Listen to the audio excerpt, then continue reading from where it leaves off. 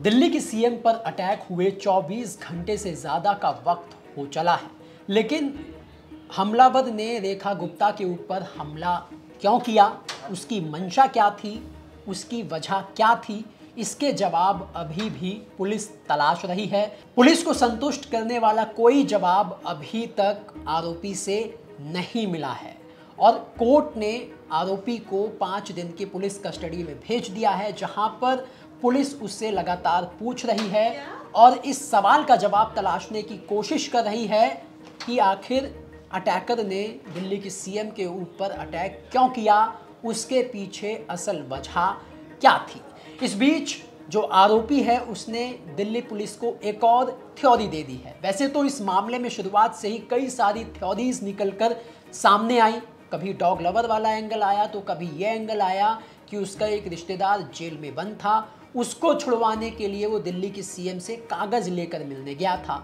अब जो थ्योरी आई है वो खुद आरोपी ने दिल्ली पुलिस को दी है और वो थ्योरी ये है कि आरोपी ने पुलिस से कहा कि उसके सपने में उसने एक शिवलिंग देखा, शिवलिंग के ऊपर एक कुत्ता बैठा हुआ था। तो आरोपी ने उसे भगवान शिव का संकेत माना कि भगवान शिव उसे ये संकेत दे रहे हैं कुत्तों को बचाने का, कुत्तों की आवाज़ उठाने का। और इस सपने को देखने के बाद वो दिल्ली आ गया। अब ये जो थ्योरी आरोपी ने दी है, इसे सुनकर तो पुलिस ने भी माथा पकड़ लिया। और क्या खुलासे किए आरोपी ने दिल्ली पुलिस से पूछताछ में, बताएंगे आपको आज के क्राइम कैपिटल के इस एपिसोड में। नमस्कार, मेरा नाम दिनेश यादव है और आप दिल्ली तक देख रहे हैं। तो आपको बता दें कि पुलिस हिरासत में जाने के बाद जब आरोपी से दिल्ली पुलिस ने पूछताछ की तो उसने अभी तक जो दिल्ली पुलिस को बताया वो ये कि उसने सपने में एक शिवलिंग देखा था। शिवलिंग के ऊपर उसने देखा कि एक कुत्ता बैठा हुआ है, जिससे उसको लगा कि शिवजी ने कुत्तों की आवाज़ उठाने के लिए उसे चुना है।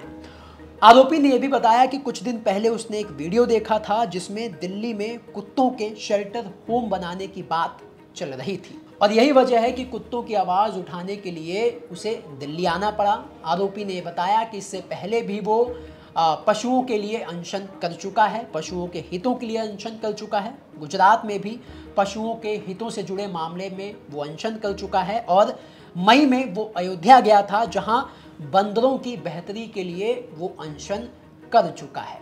यानी अभी तक हमलावर ने पुलिस को जो बयान दिया है, पुलिस के सामने जो खुलासा किया है, पूछताछ की पुलिस में जो बताया है, उसने अपने आप को एक पशु प्रेमी ही बताया है। वो पहली थ्योरी जो इस घटनाक्रम के बाद सामने आई थी कि जो आरोपी है, जो हमलावर है, वो डॉग लवर है। और अभी तक जो उसने पुलिस के सामने खुलासा किया है, एक पशु प्रेमी के तौर पर ही उसने अपने आप को पुलिस के सामने अपने बयान दिए हैं। लेकिन अभी तक पुलिस आरोपी के मुंह से ये नहीं निकलवा पाई, ये नहीं उगलवा पाई कि आखिर उसने हमला क्यों किया, क्योंकि उसने बताया कि उसको सपना आया, शिवलिंग का सपना आया, शिवलिंग के ऊपर कुत्ता बैठा हुआ है, उसने ये सपना देखा। लेकिन ये कोई वजह नहीं हो सकती एक सीएम के ऊपर अटैक करने की। सीएम के ऊपर अटैक क्यों किया, इसका जवाब अभी भी दिल्ली पुलिस तलाशने की कोशिश कर रही है। लेकिन जब दिल्ली पुलिस ने उससे पूरा घटनाक्रम पूछा कि आखिर कैसे वो राजकोट से दिल्ली आया और इस बीच वो जब राजकोट से दिल्ली के लिए निकला तो बीच में वो कहाँ गया, उस पूरे घटनाक्रम की टाइमलाइन भी आरोपी ने दिल्ली पुलिस को बताई। आरोपी राजेश भाई ने दिल्ली पुलिस को बताया कि 17 अगस्त को वो राजकोट से निकला था। उसके बाद अहमदाबाद से उज्जैन वो गया, फिर वहां से इंदौर गांधीनगर एक्सप्रेस की ट्रेन उसने पकड़ी दिल्ली आने के लिए।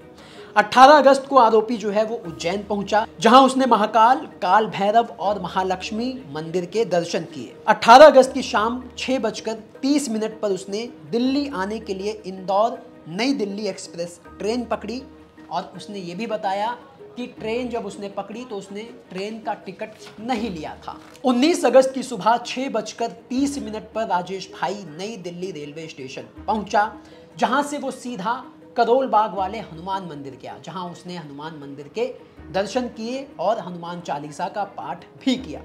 आरोपी ने पूछताछ में दावा किया कि वो दिल्ली सीएम आवास के बाहर अनशन करने का प्लान बना चुका था, लेकिन हनुमान मंदिर पर रहने के दौरान जब उसने सीएम आवास का पता पूछा तो उसके बाद वो करोल बाग से डायरेक्ट शालीमार बाग वो मेट्रो से पहुंचा। सीएम आवास पहुंचने के बाद उसने सीएम से मिलने के लिए वक्त मांगा, लेकिन सीएम स्टाफ ने बताया कि मैडम बुधवार को जन सुनवाई में सुबह 8:30 बजे से लेकर 9:30 बजे तक आम जनता से मिलती हैं, वहां पर आप उनसे जाकर मिल सकते हैं। आरोपी ने ठीक वैसा ही किया। 19 अगस्त यानी हमले से एक दिन पहले उसने अपॉइंटमेंट लिया, सीएम कैंप के रजिस्टर में अपनी एंट्री करवाई बुधवार के प्रोग्राम के लिए, और वहां पर सीएम मैडम से मिलने भी पहुंचा। लेकिन उसके बाद क्या हुआ, उसके बाद उसने सीएम पर अटैक क्यों किया, क्या वजह रही, इसके जवाब अभी तक पुलिस को नहीं मिले हैं, क्योंकि अभी तक आरोपी ने इतनी ही जानकारी दिल्ली पुलिस को दी है, जिसमें उसने कहा कि उसका प्लान सीएम आवास के बाहर अनशन करने का था। तो अगर उसका प्लान अनशन करने का था तो वो हमले तक कैसे पहुंचा, हमला करने का आइडिया उसके दिमाग में कैसे आया, क्या उसने किसी के इशारे पर ऐसा किया, ये सभी अभी सवाल हैं जिसका जवाब पुलिस तलाशने की कोशिश कर रही है।